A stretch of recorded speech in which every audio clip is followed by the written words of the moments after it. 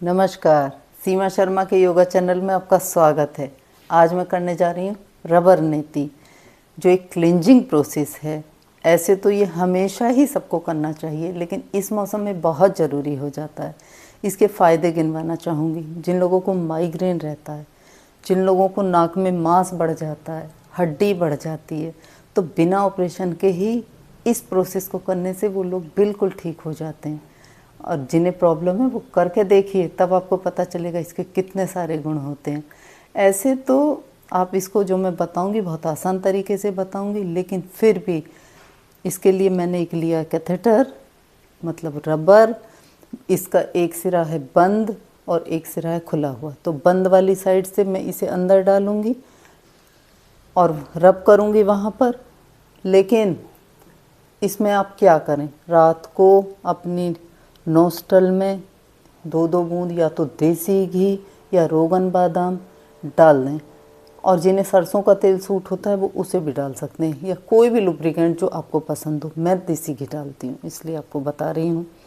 और मैंने इसको 5 मिनट के लिए थोड़े से गर्म पानी में डाला, उसके बाद इस पर देसी घी लगाया। अब मैं इसे अपने नोस्टल के अंदर डालूँगी और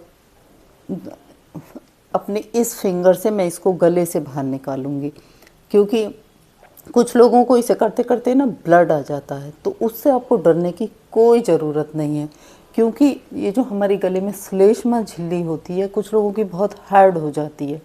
तो जब ये हमारा टेप उस पर जाकर टकरा जाती है कई बार, तो ब्लीडिंग हो जाती है। तो उस समय पे आप बिल्कुल ना डरें, और इसमें कोई घबराने की बात ही नहीं है।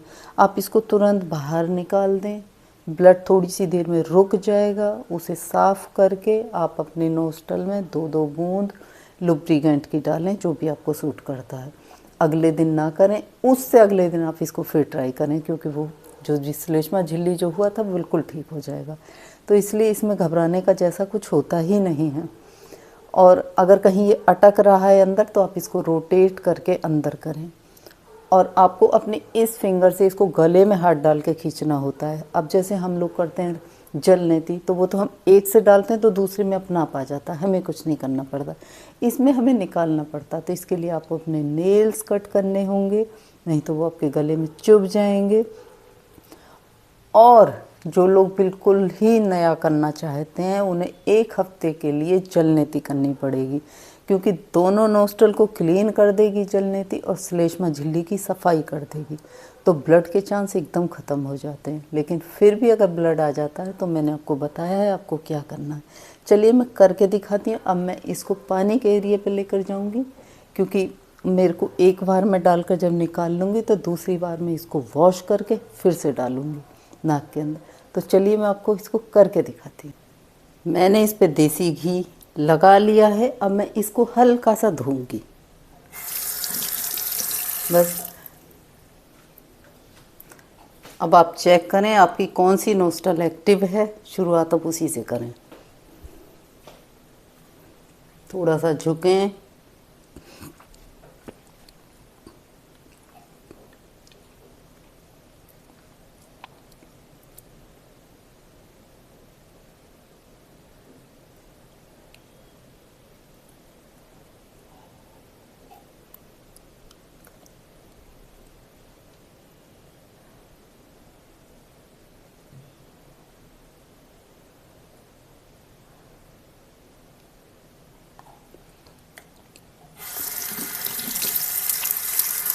मैंने इसको वॉश कर लिया है। अब मैं दूसरी नोस्ट्रल से इसको डालूंगी।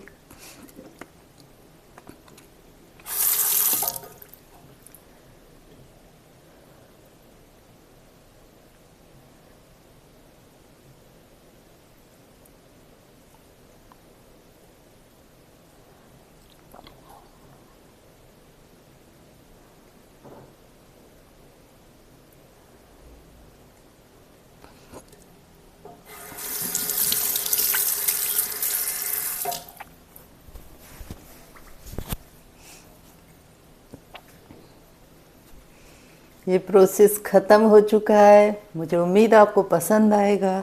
इसे कीजिए ज़रूर, इस मौसम में बहुत ज़रूरी है।